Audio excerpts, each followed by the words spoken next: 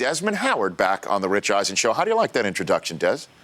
You know, it never gets old. I think that was that was outstanding. I greatly appreciate that. Oh, please, come on now. Now, was that completely extemporaneous, or were you planning, like, if I get in the end zone, I'm going to strike the Heisman post today? No, it was really spontaneous. I actually wanted to do a backflip, and I was like, I kind of chickened out. I said, because I had a long time to think about it. Once I saw the punter, I said, well, what am I going to do once I get in the end zone? So on my way down, I kind of talked myself out of doing a backflip into the end zone, which I thought would be a cool thing. But if I didn't nail it, then I'd be on, all the sports shows for the wrong reason. So I just came up with that right there at that moment. Yeah, and you could hear Keith Jackson with a call. Hello, Heisman. I mean, everybody knew it at the time when you ran that punt back against Ohio State. That had pretty much sealed it. I started the show, Desmond, talking about your number being retired and how you played in Bo's final Michigan-Ohio State game in 1989. You were around for it. What are your recollections of that day,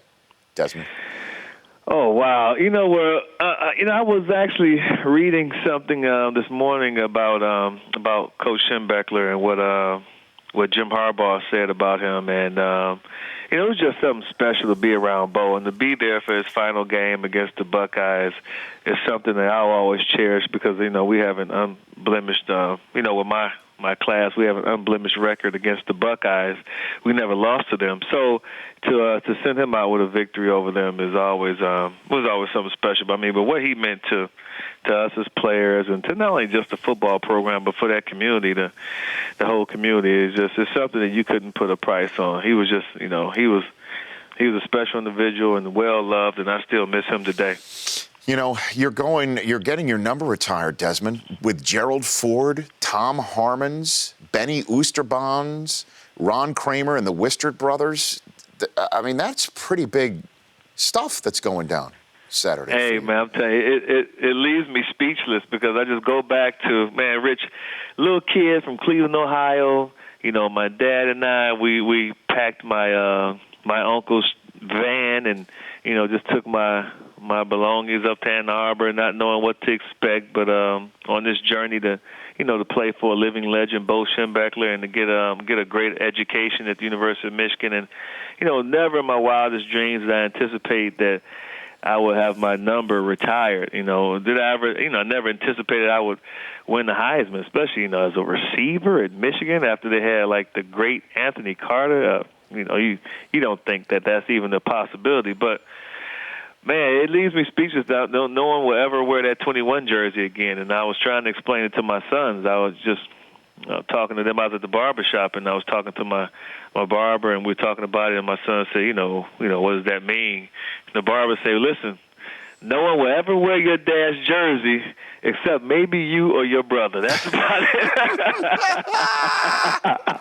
Now, are you going to be like Michael Irvin, where Irvin told him that he's told his kids that there's very few things that they can choose in their life. They can't choose their family, they can't choose their religion, and they also can't choose where they go to school. That's what he told me. Are you like that too, Desmond? Yeah, I told my son it's either Michigan or one of the other Ivy League schools. That's it. Other Ivy League schools. Yes. Exactly. So it's either the Harvard of the Midwest or the actual Harvard. There you go. Exactly. Right. I like it. And did you see, I'm on the phone with Desmond Howard here on the Rich Eisen Show.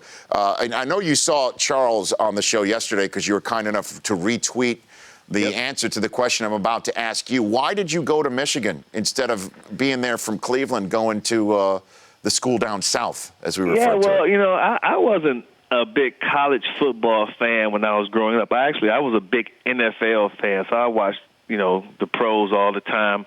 I watched college when it was a big game. And being from Cleveland, Ohio, obviously the granddad of them all was the Rose Bowl, and you always see like a Michigan in the Rose Bowl, or maybe the Buckeyes. But I always was kind of just partial to Michigan. I had an uncle who lived in Detroit.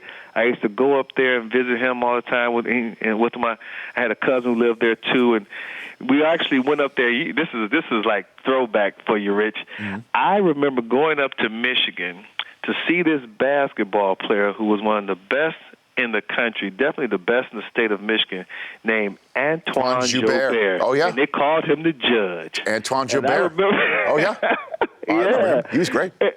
Huh? He was great. I remember him. He was, oh, man, incredible shooter. And I remember going up to Chrysler Arena, watching him play at Chrysler Arena. So I had been up to Ann Arbor just a couple of times, for one reason or another with my uncle, and it just, once I got a chance to go up there as a recruit and sit in Bo Schembechler's office, it just felt good. It felt like it was home, and it was a done deal. Once I sat in front of that man, talked to my dad, and my dad talked to Bo, and he's like, okay, this is where you're going to go to school. So that's why I went there. And then the year I graduated from high school, too, was the same year that the Buckeyes fired Earl Bruce, right, and they were bringing in John Cooper.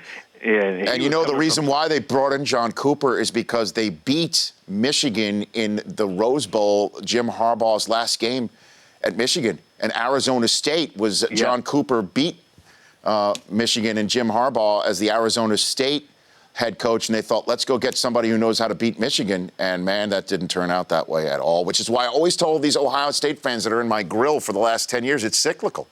It's cyclical. It is. And let's hope that cycle changes this Saturday, huh, Desmond? I'm being very honest with you here. I'm nuts. I'm going crazy. Did you see Jim Harbaugh hammering the Buckeye nut on Schembechler's grave last night? I saw that at the cemetery walk. Yes, I did. Yeah, because I guess I did not know, because it's been a tradition since '93, that there's a cemetery walk where they visit Fielding Yost's and Bob Ufer's grave. Bob Ufer, yep, right? Yep. Yeah. I wasn't aware of it either. I was like, wow, this is news to me. But while I'm up there for the jersey retirement ceremony, I plan to go visit the grave site myself. Is that right? Yeah, I'll definitely go do that. I did not know that they did that. So, yeah, after I read what Coach Harbaugh did yesterday, his dad, Jack, was with him, too, and his words about Coach Schembechler, I didn't even know they did that. So I'll definitely look forward to doing that while I'm up in Ann Arbor. Desmond Howard joining me here on the Rich Eisen Show, part of worldwide leader in sports, College Game Day, which is I imagine going to be at Oklahoma State this week, correct? So you're correct, yeah. But you're going to be doing your thing up in Ann Arbor. What do you make of the college football playoff rankings as they currently stand right now, Desmond? Well, the top four, Rich, I thought were spot on. I think it must have been probably Monday afternoon. I sent out a tweet, and I just gave my top four, and I moved Notre Dame out, put Iowa up one, and put Iowa up in the top four, and put Oklahoma in the top four also. And I was on record as saying I didn't think that Notre Dame would be moved out of the top four if they kept winning, but they've just looked so bad in winning games lately against, subpar opponents that they've been pretty much, I think, penalized for poor play. And so I knew that they would be out the top five. Out the top four. I had a feeling that they would be. So I agree with the four because it's the same four that I had, except Iowa and Oklahoma. They're 3 and 4, and I think I had them reversed. So which team that's currently out, other than, I guess, Michigan State, do you think has the best shot of getting in? Just a backdoor situation based on a loss that we don't see coming. Which team do you think that might be? Wow. Let me see. Well, Notre Dame can get back in if they win Saturday against Stanford. That's a big game for Notre Dame. I do think that if they win, that victory would trump either what Iowa's doing so far or Oklahoma. So I think that Notre Dame, they got a chance to get back in. Iowa, they can seal it if they – well, Nebraska's going to be a tough game for them Saturday because that's a rivalry game. Nebraska, they can't stand Iowa, so that's going to be a tough game for them. But obviously the Big Ten championship game, whoever they face in the Big Ten championship game is going to be their greatest test of the season. I've got Christian McCaffrey coming up in hour number 3, and he's sort of, I guess, the Heisman candidate that few people get to see because of the lateness of his games on the West Coast. Pound the table for him as a former Heisman winner with a vote.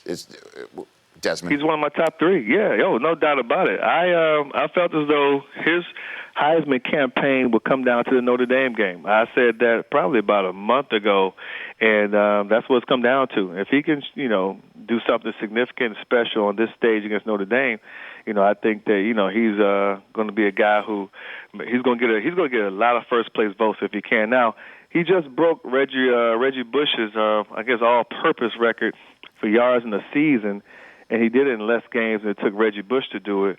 So it gives you an idea of just how productive this young man has been. Yeah, he's got a shot at Barry Sanders' all-time all-purpose record. Yeah, he's got a shot at Barry, exactly. taking Barry Sanders out of a record book.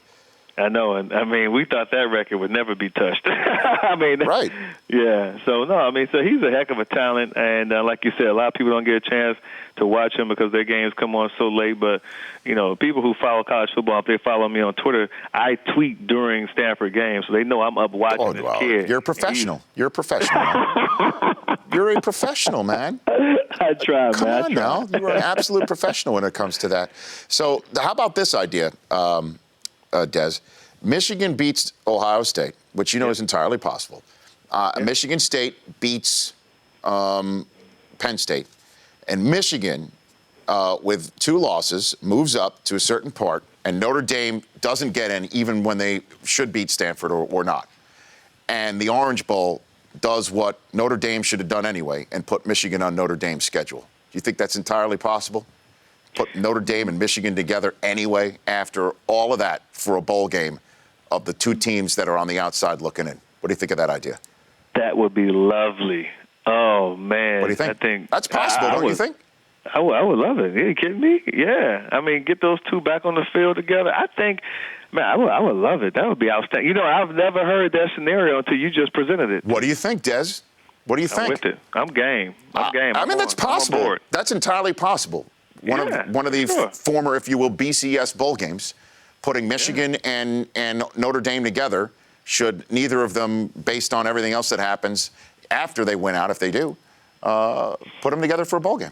I like that. That would be tremendous. That would be tremendous. And what do you think happens on Saturday? No, take the heart out of it. Take the heart out of it. Give me the game day, the college game day Desmond Howard viewpoint of this game. What do you think? Well, I'm going to tell you what, because of some civil unrest down in Columbus after the Michigan State loss, I think that Yeah, well, no, that's done apparently, Desmond. Apparently that's done. He had a microphone put in front of him, and you know he's going to get the ball 90 times now. You know that. Yeah, he's going to get the ball. He's not going to be suspended for those comments. He could have said something about a coach's wife on the team had he wanted to, and he wouldn't be suspended for this Michigan game. So, let's keep it real, keep it 100. So, and they're going to have to try to feed him. So now if I'm Michigan, I'm thinking, well, we know 15 is going to get his touches. So things are going to have to go through 15 in this game Saturday, and we're going to be geared up to stop 15. That would be my mindset as a defensive coordinator. And but it's going to be roll up the sleeves, let's slug it out, and let the best man win. I think that we'll be ready for it mentally, but I think they're going to be keyed up for it, especially coming after losing to Michigan State at home the way they did.